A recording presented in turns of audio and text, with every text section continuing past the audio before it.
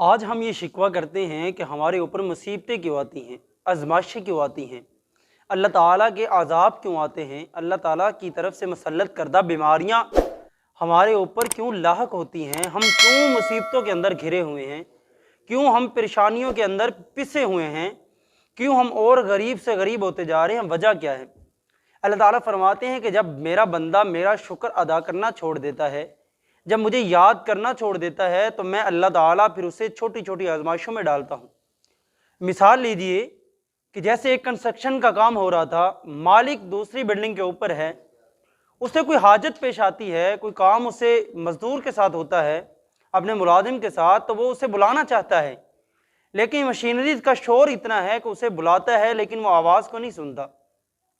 تو وہ کیا کرتا ہے، اس کے ذہن کے اندر ایک ترکیب آتی ہے، کیوں نہ ایک ایسا کام کیا جائے کہ جس سے میرے اس مزدور کو بھی فائدہ ہو جائے اور یہ میری بات بھی سن لے۔ اسے متوجہ کرنے کے لیے وہ اپنی جیب سے 50 کا نوٹ نکالتا ہے اور مزدور کے بالکل جہاں مزدور کھڑا ہوتا ہے وہاں پھینک دیتا ہے۔ مزدور نوٹ کو اٹھاتا ہے، آگے پیچھے دیکھ کر وہ اپنی جیب میں نوٹ کو ڈال لیتا ہے اور اپنے کام کو لگ جاتا ہے۔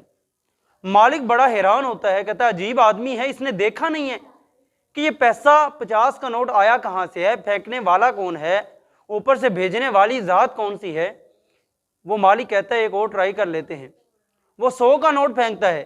مزدور پھر اسی طرح کرتا ہے کہ آگے پیچھے دیکھا، دائیں بائیں دیکھا، نوٹ اٹھایا، جیب کے اندر ڈال لیا اور اپنے کام میں مشغول ہو جاتا ہے۔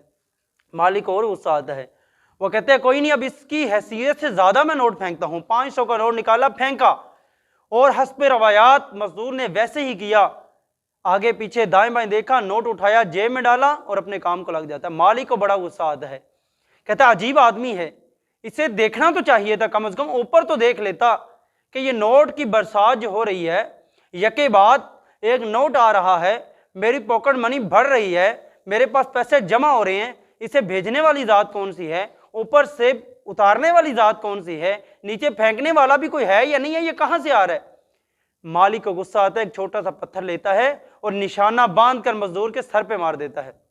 اور جیسے ہی سر پہ لگتا ہے، مزدور فوری کہتا ہے کون، کس نے مارا؟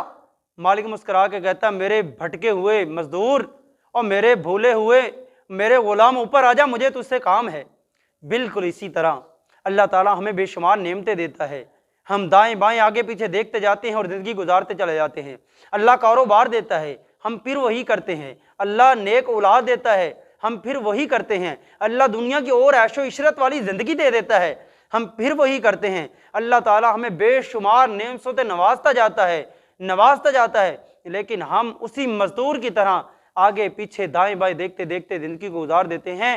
پھر اللہ تعالیٰ پھر چھوٹی سی آزمائش بھیجتا ہے، تکلیف بھیجتا ہے، اور اللہ تعالیٰ کوئی بیماری لاحق کر دیتا ہے، کسی صورت کے اندر اللہ تعالیٰ کوئی اور چیز بھیج دیتا ہے جو نقصان دہ چیز ہوتی ہے۔ پھر بندہ فوری اپنے رب کی طرف دیکھتا، اللہ میرا بیٹا فوت ہونا تھا، اللہ میری بیٹی کو طلاق ہونی تھی، اللہ میرا کاروبار ہی سارا لٹ جانا تھا، اللہ میری زمینوں پر ہی لوگوں نے قبضہ کرنا تھا، اللہ میرا کاروبار ہی تباہ و برباد ہو جانا تھا۔ اللہ تعالیٰ کہتا ہے بندے تجھ پہ مصیبتیں اس لیے بھیجتا ہوں، تکلیفیں اس لیے بھیجتا ہوں، مجھے کوئی شوق نہیں ہے، میں تو بلکہ بندے سے بہت زیادہ پیار کرنے والا ہوں، بہت زیادہ محبت کرنے والا ہوں، لیکن تکلیفوں آزمائشوں کو بھیجنے کا مقصد یہ ہے کہ بندے تجھے یاد کروا سکوں کہ تیرا رب ابھی باقی ہے، تو نے اس کے سامنے بھی آنا ہے۔